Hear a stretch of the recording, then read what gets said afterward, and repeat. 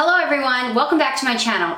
Right now it is the time of year where everybody is just guzzling their hot coffee. Well, it feels like everybody except me. I am not a coffee fan unless it's cold, but my husband loves coffee and of course all my friends and family as well. So today I have two of my favorite recipes of pastries that go along really well with coffee that I like to serve. And they're kind of a little bit more, I'm not gonna say complicated, but they're a little more special. It's just not just like plopping cookie dough in a pan and calling it quits. They take a little bit more work and there's a few more steps involved, but the payoff is absolutely divine. And there are two recipes you probably haven't seen the exact same versions of lately, and these are truly favorites of ours. The biscotti recipe, I personally just can't get enough of. I've had all kinds of biscotti, but this is my favorite every time. And my husband's not as big of a fan of it. He'd rather just have a chocolate chip cookie because biscotti is just too fancy for him.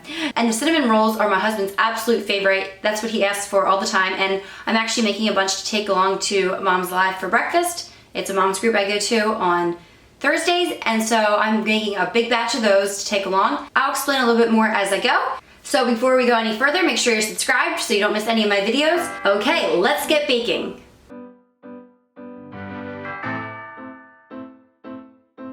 So I always like to gather all my ingredients right off the bat so I know I have everything, but I think it's especially important to make sure you get your butter out. I often forget to do this and then I have to stick it in the microwave, and it's just really hard to get it to the right consistency that way. So definitely at least set your butter out ahead of time. First of all, you want to preheat your oven to 350 degrees, and then in a mixing bowl here I'm just beating the butter and the sugar until it's combined, and that usually takes about 2 minutes.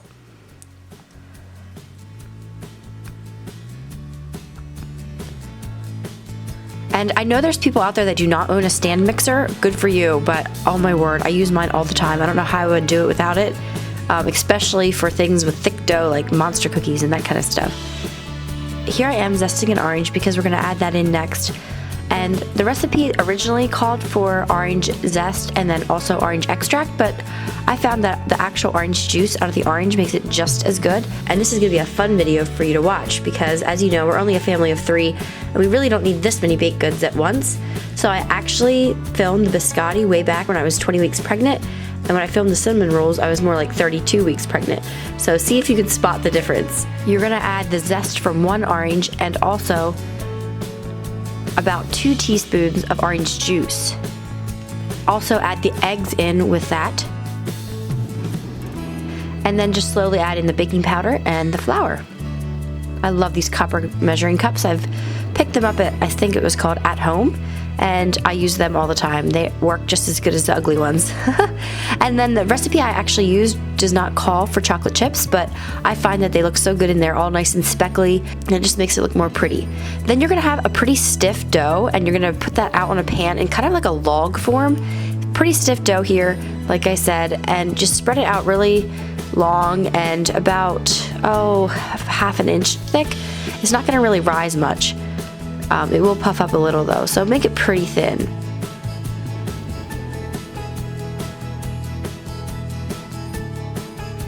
And secret here, I actually edited myself out patting it down with my hands because that just worked the best.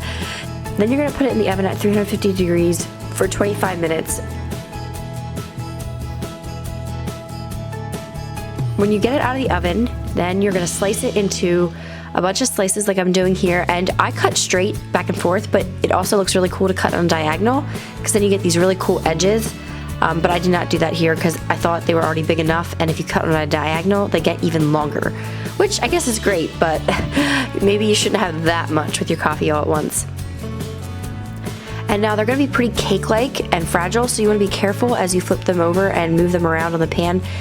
They are still, like I said, pretty fragile, so just be pretty careful as you move them.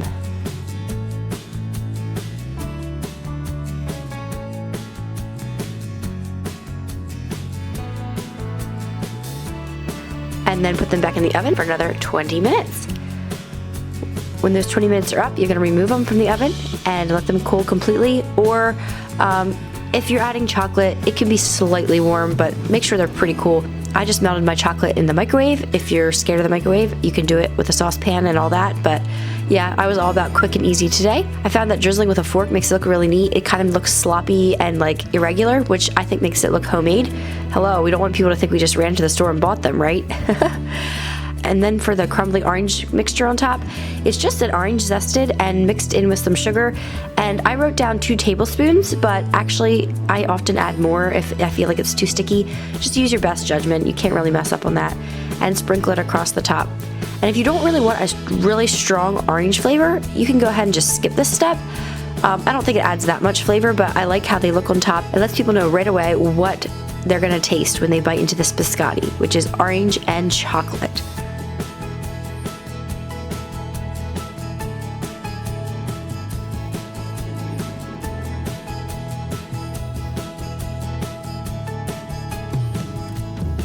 Okay, on to the pumpkin cinnamon rolls. Now, don't freak out. Just because it calls for pumpkin does not mean this is a fall recipe.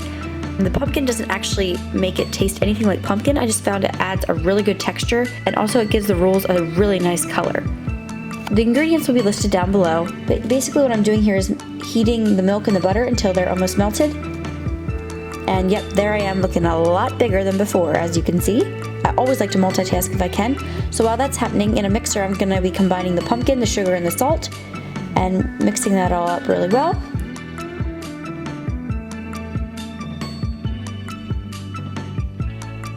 And then I'm gonna add the milk mixture right to the stand mixer there. Obviously this is a bread recipe, so it's gonna take a little more time with the rising and all that, but don't let that freak you out at all. I'm not a bread baker necessarily. We actually just don't eat a lot of bread in our house, so there's really no reason for me to make it too much, just because I think it would encourage us to eat even more bread if I would make yummy, amazing, delicious homemade bread every week.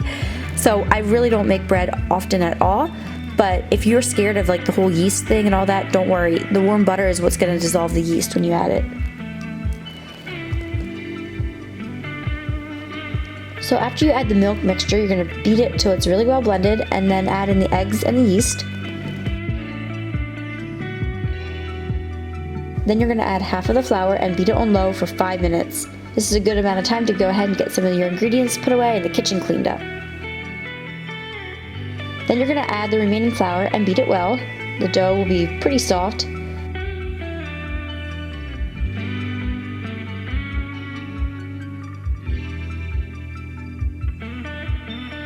And then you're going to grease a bowl. I just use Pam spray here.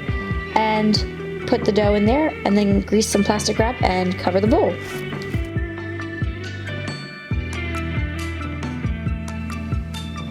Look at that awesome color that the pumpkin gives the dough.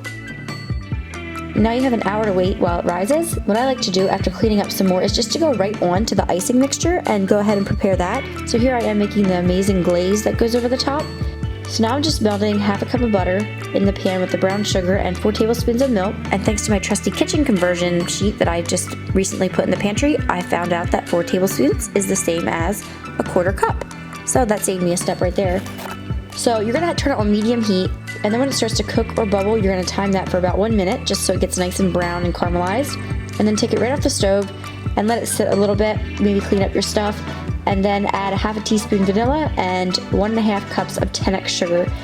And you're gonna put that all together in a mixer and beat it up really well. Or you could use a hand mixer. I just didn't feel like getting more stuff out, so I just cleaned out the stand mixer and used that.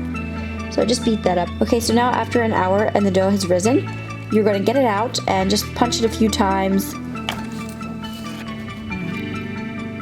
And I like to work on a floured surface, just then I don't have to worry about stuff sticking. I wish I had more counter space, but I found that the top of my stove works really well. And of course it encourages me to keep it clean.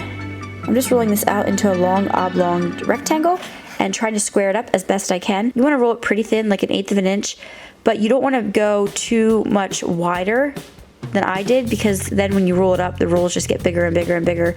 I mean, unless you really like to have a lot of cinnamon roll with your coffee. But this is what I did, and you can kind of see what I get then as a result in the end. Okay, now that's when the other half a stick of melted butter comes into play. You're gonna brush that over the dough, and you can use whatever, but I happen to have a rubber basting brush, and that's what I used. And then you're gonna just take 2/3 of a cup brown sugar and 4 tablespoons of cinnamon, combine it, and sprinkle it over the dough. And then I just use my hands and spread it out completely evenly, because that just works the fastest, I found. Then you're gonna roll it up like it's a jelly roll. Haha, what do I know? I've never made a jelly roll in my life. Anyway, roll it up and cut and place it on a greased pan. Here I'm using just some plain craft string that I had downstairs, but I know my mom always used flavorless dental floss, but whatever you have will work. And this just helps it to cut really nicely without smushing down the rolls. Trust me, you don't want to use a knife if you can help it.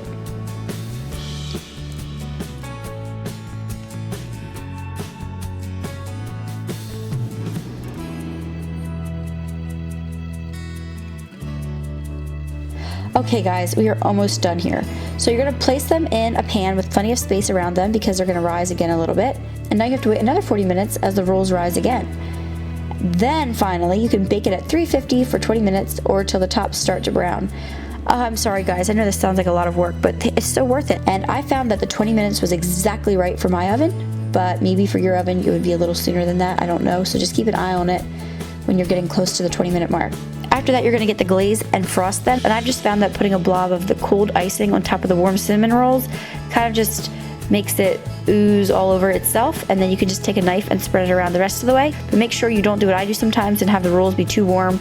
I get impatient and I want to put the icing on right away, and then it just runs down into the cracks and almost disappears completely. So you want to definitely give your rolls some time to cool first.